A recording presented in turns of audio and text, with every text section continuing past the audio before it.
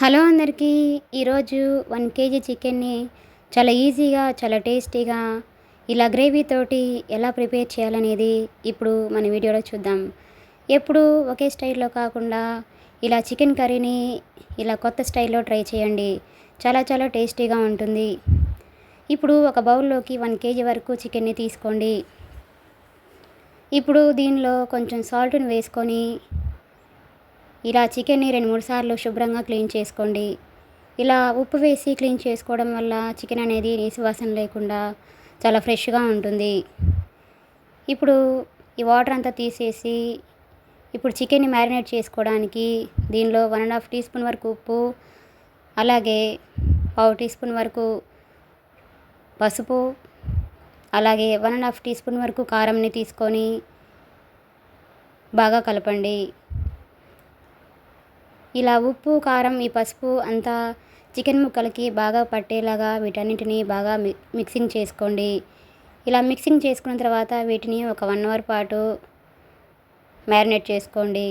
ఇప్పుడు stove on చేసి ఒక కడాయి పెట్టుకొని దానిలో 4 యాలకులు, 5 లవంగాలు, ఒక స్టోన్ ఫ్లవరు, 2 ఇంచుల దాల్చిన చెక్క, ఒక జాపత్రి, అలాగే 1 స్పూన్ వరకు ధనియాలను వేసుకొని వీటన్నిటిని లో ఫ్లేమ్లో ఉంచుకొని బాగా ఫ్రై అవ్వనివ్వండి.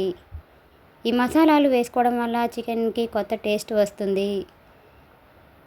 ఇలా ఈ మసాలా దినుసులు ఈ విధంగా ఫ్రై అయ్యాక స్టవ్ ఆఫ్ చేసుకొని వీటిని కొద్దిసేపు చల్లారనిచ్చేసి ఒక మిక్సీ జార్లో వేసుకొని మెత్తటి పౌడర్ లాగా గ్రైండ్ చేసుకొని పక్కన ఉంచుకోవాలి. ఇప్పుడు ఒక ప్లేట్లోకి 5-6 వరకు ఆనియన్స్ని చిన్న సైజులో తీసుకోండి. మీకు కావాలంటే బిగ్ సైజువి ఒక 3 తీసుకుంటే సరిపోతుంది. ఇలా వీటిని సన్నగా పొడవుగా కట్ చేసుకొని తీసుకోండి. ఇలా ఈ విధంగా ఆనియన్స్ అన్నిటినీ సన్నగా కట్ చేసి తీసుకోండి. ఇప్పుడు 2 టొమాటోల్ని కూడా ఈ విధంగా సన్నగా పొడవుగా కట్ చేసుకొని తీసుకోండి. ఇప్పుడు స్టవ్ ఆన్ చేసి ఒక కడాయి పెట్టుకొని దానిలో 2 స్పూన్స్ వరకు ఆయిల్ని వేసుకోండి. ఇలా ఆయిల్ హీట్ అయిన తర్వాత దీనిలో మనం ముందుగా కట్ చేసి ఉంచుకున్న ఉల్లిపాయల్ని వేసుకోండి. ఇలా వేసుకున్న తర్వాత వీటిని ఒకసారి మిక్సింగ్ చేసుకోండి.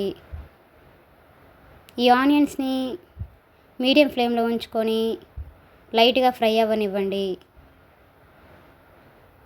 ఇలా ఆనియన్స్ ఈ విధంగా లైట్గా ఫ్రై అయ్యాక దీనిలో 5-6 వరకు జీడిపప్పుల్ని వేసుకోండి.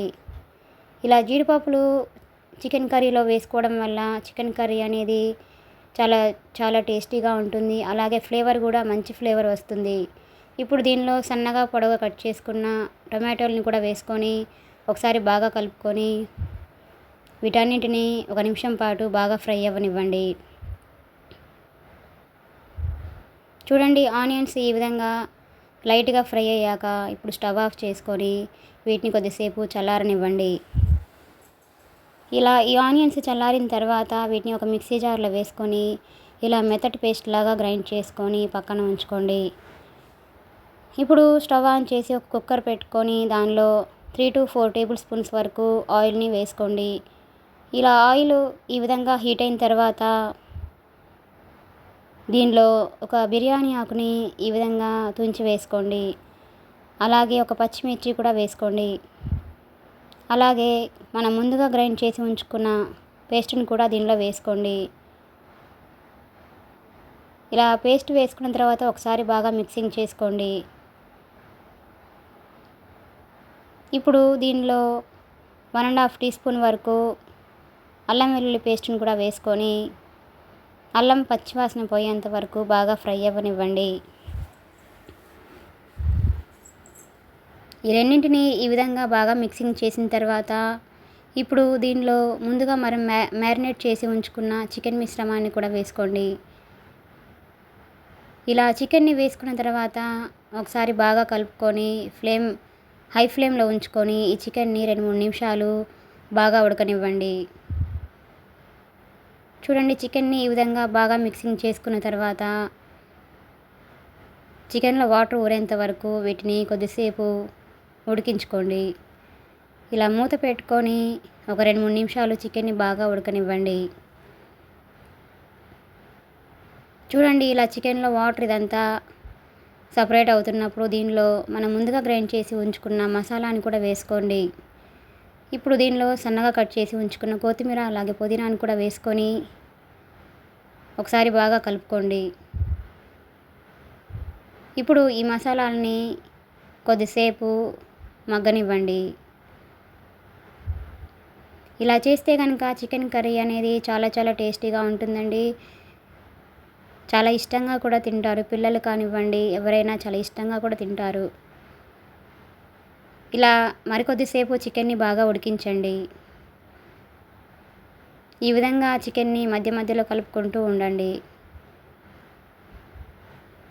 చికెన్ ఈ విధంగా ఈ స్టేజ్లో ఉన్నప్పుడు దీనిలో మీ గ్రేవీకి సరిపడా వాటర్ని కూడా వేసుకోండి. ఇలా వాటర్ వేసుకున్న తర్వాత ఒకసారి బాగా మిక్సింగ్ చేసుకొని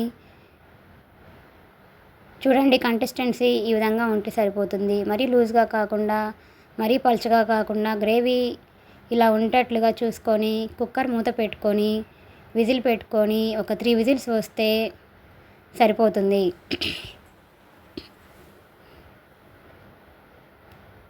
ఈ విధంగా కుక్కర్ విజిల్ పోయిన తర్వాత మూత తీసి చూడండి, చికెన్లో ఇంకొంచెం గ్రేవీ ఉంది కదా. ఇప్పుడు దీనిలో రుచికి సరిపడా సాల్ట్ని కూడా వేసుకోండి. అలాగే కొంచెం గరం మసాలా కూడా వేసుకోండి. చివరగా 1 స్పూన్ కసూరి మేతిని ఈ విధంగా క్రష్ చేసుకొని వేసుకోండి. ఇలా వేసుకొని ఒకసారి వీటన్నిటిని బాగా కలపండి. ఇలా కలిపాక 1 నిమిషం పాటు ఉంచేసి చూడండి, ముక్క ఉడికిందో లేదో ఒకసారి ఈ విధంగా చెక్ చేసుకోండి. చూడండి, ఇలా ముక్క ఇలా అంటే చూడండి, చాలా సాఫ్ట్గా ఉడికిపోయింది ముక్క. ఈ స్టేజ్లో ఉన్నప్పుడు ఇప్పుడు స్టవ్ ఆఫ్ చేసుకుంటే సరిపోతుంది. చూడండి, గ్రేవీ కన్సిస్టెన్సీ ఈ విధంగా ఉన్నప్పుడు స్టవ్ ఆఫ్ చేసుకుంటే ఎంతో టేస్టీగా, ఎంతో ఈజీగా ఉండే చికెన్ కర్రీ రెడీ అయిపోయినట్లే. ఇలా రెడీ అయిన చికెన్ కర్రీని స్టవ్ నుంచి దించేసి ఒక బౌల్లోకి తీసుకుంటే ఎంతో టేస్టీగా ఉండే చికెన్ కర్రీ రెడీ అయిపోయినట్లే. Please subscribe my channel, like, share and comment. మరిన్ని మంచి వీడియోస్ కోసం మన ఛానల్ని సబ్స్క్రైబ్ చేసుకోండి. అలాగే ఈ వీడియో కనుక మీకు నచ్చినట్లయితే ఒక లైక్ కొట్టండి. Thanks for watching.